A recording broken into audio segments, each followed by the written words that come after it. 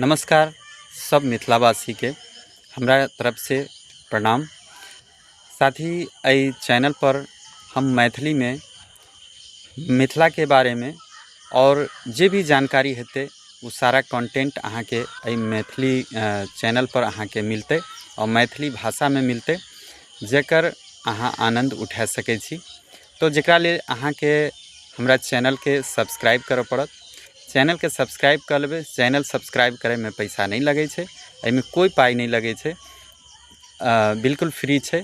और अहाँ सबके सजेशन हमरा कमेंट के माध्यम से मिलत रहते जे पर हम अमल के और वही तरीका के वीडियो बनबैत रहबै।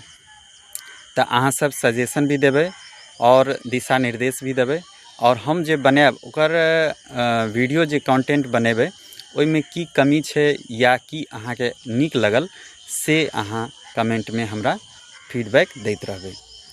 तो आशा करै छी अहाँ सब चैनल के सब्सक्राइब करबै और मैथिली भाषा के आगे बढ़बै के लेल हम अहाँ सब लोग के एहिमे लगऽ पड़तै। और मैथिली भाषा के बारे में लोग बहुत कम लोग जानै छै। लोग ई सोचे छै कि मैथिली भाषा में की मतलब बोलल जाए, लेकिन हम चाहे छी कि मैथिली भाषा के कंटेंट बने और लोग मैथिली के भी आगे बढ़े। तो जय मैथिली, जय मिथिला।